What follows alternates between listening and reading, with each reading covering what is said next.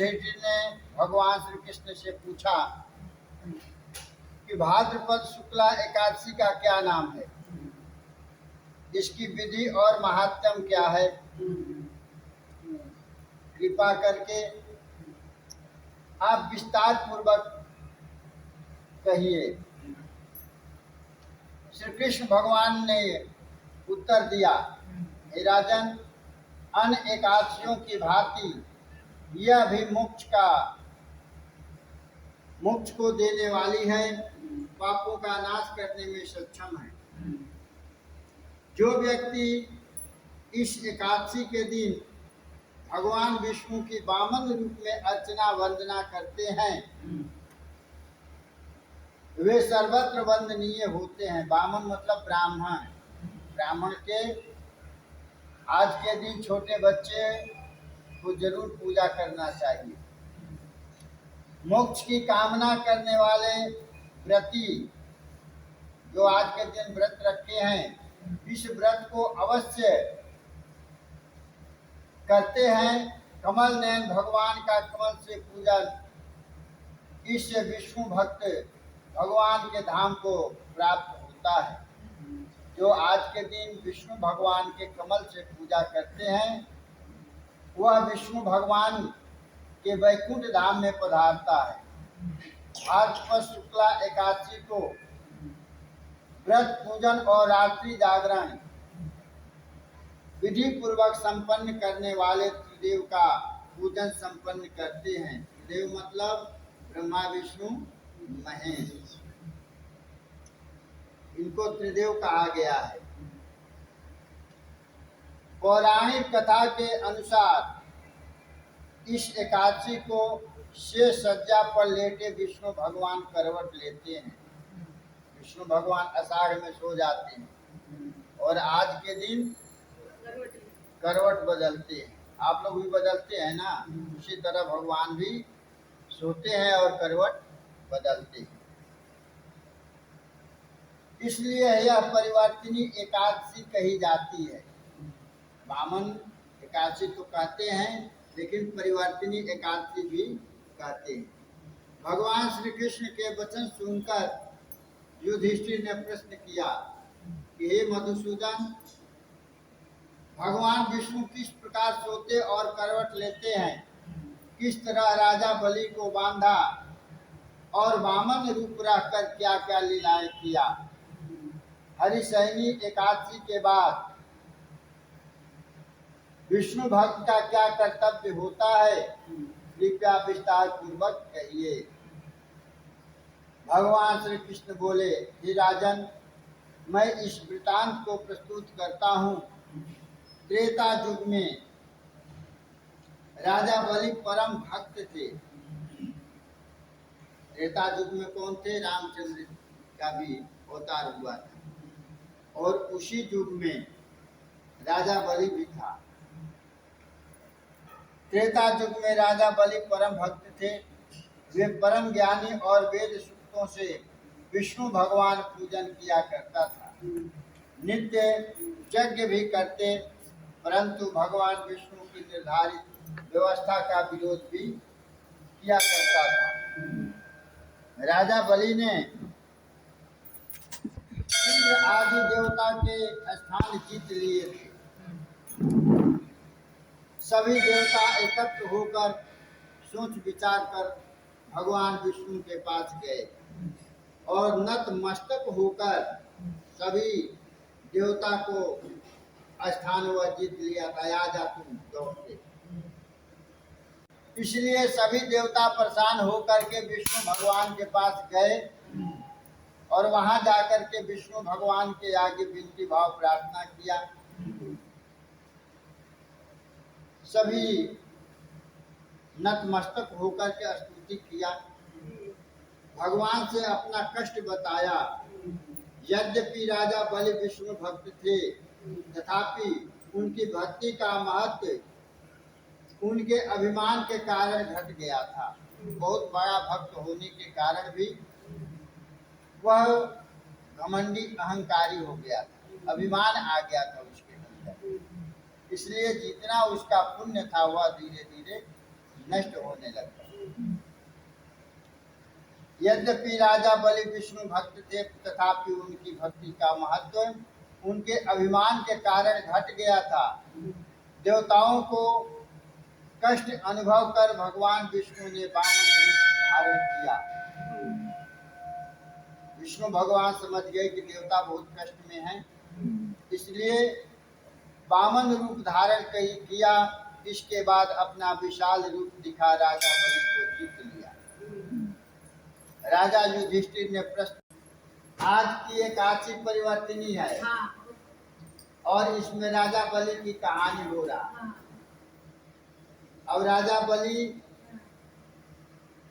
वामन रूप धारण कर विष्णु भगवान राजा बलि के पास पहुंच गए हैं। वहां पहुंच करके अब क्या क्या लीलाएं कर रहे हैं वो आप ध्यान से सुनो। देवताओं का कष्ट अनुभव कर भगवान विष्णु ने वामन रूप धारण किया। इसके बाद अपना विशाल रूप दिखाकर राजा बलि को जीत लिया।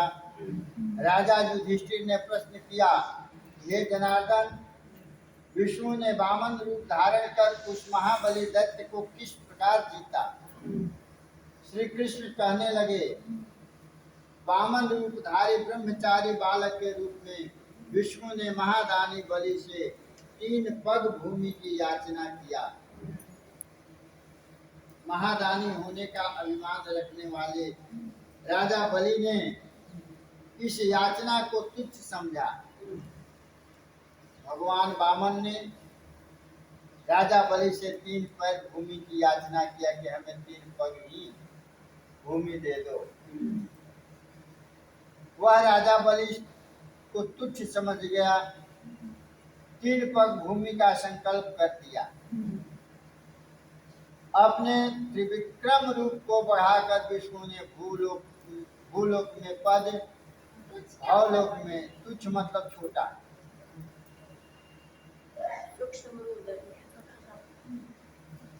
भूलोक में पद, भावलोक में जंघा, स्वर्ग लोक में कमर, महलोक में उदर, जन लोक में हृदय, यम लोक में कंठ, सत्य लोक में मुख कर दिया। मस्तक इसके भी ऊपर था। विष्णु द्वारा स्थापित इस विशाल रूप को देखकर सूर्य, चंद्रमा, इंद्र आदि देवता वेद सूक्तों द्वारा उनकी प्रार्थना करने लगे। तब राजा बलि से वामन भगवान ने कहा, राजन, एक पग से पृथ्वी, दूसरे से स्वर्ग लोक पूर्ण हो गया, लेकिन मैंने 3 पग धरती मांगा, अब तीसरा पैर कहाँ रखूं? बताओ राजा बलि।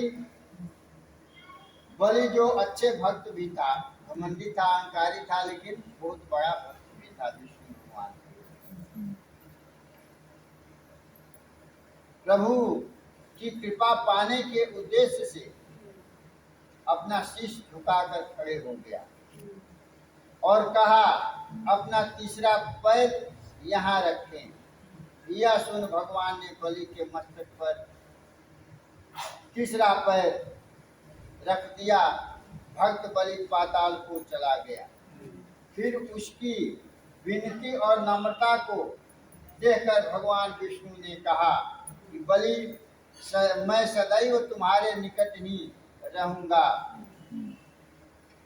विरोचन के पुत्र बलि के कहने पर भाद्रपद शुक्ला परिवर्तनी एकादशी के दिन बलि के आश्रम पर विष्णु का एक स्वरूप स्थापित हुआ और दूसरा क्षीर सागर में शेष सज्जा पर है। राजन, इस एकादशी को भगवान शयन करते हुए करवट लेते हैं, इसलिए तीनों लोकों के स्वामी भगवान विष्णु का उस दिन पूजन करना चाहिए। तांबा, चांदी, चावल और दही का दान होता है। आज जो खीरा का दान कर रही हो, इसमें साफ लिखा है कि तांबा, चांदी, चावल और दही का दान होता है। रात्रि को जागरण करना चाहिए।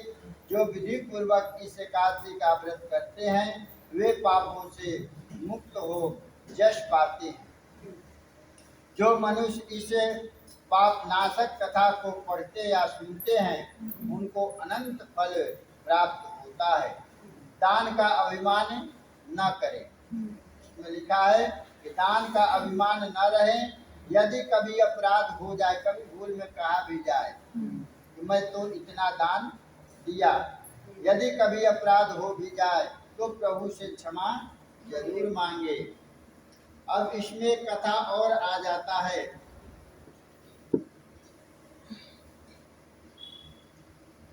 विष्णु भगवान जब वामन रूप धारण किए थे तो बलि की एक पुत्री थी जिसका रत्नमाला नाम था। बलि की एक पुत्री थी जिसका रत्नमाला नाम था। वह रत्नमाला मन ही मन विष्णु भगवान को अपने बालक रूप में देखने का विचार किया कि मेरा ये बालक हो जाता और मैं अपने छाती से लगाकर दूध पिला। वो मन में धारण किया। बहुत सुंदर भी थी। विष्णु भगवान भी उसके मन को तो, सभी के मन को तो जानते हैं, उसके मन को जान लिए।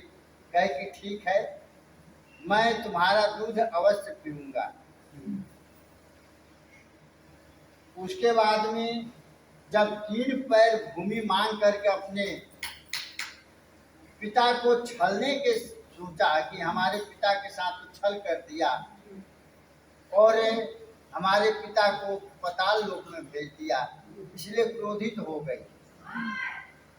वामन रूप पर क्रोधित हो गई और क्रोधित हो करके उसे कही कि मैं तो तेरे को कुछ समझाता लेकिन तू कुछ और निकला, तुम्हें तो मैं जहर पिला करके मारूंगी। वही दूसरे जन्म में पूतना बने। और वो भी कहे, उसका भी मन पूरा करने के लिए भगवान कहे कि ठीक है, तुम्हारा दोनों मनोकामना मैं। तो इस कथा में ये आता है, विष्णु भगवान हर एक के मन को जानते हैं और हर एक की इच्छा पूरा भी करते हैं, लेकिन सभी अपने मनों से उत्तम इच्छा के प्रकट करें, उत्तम विचार रखें। कभी किसी का दिल न दुखाए जाने में अनजाने में। अगर ये अनजाने में कुछ गलती हो भी जाता है तो भगवान से स्वयं क्षमा याचना करें। बोलो वृंदावन बिहारी लाल की जय। व्यास माता की जय।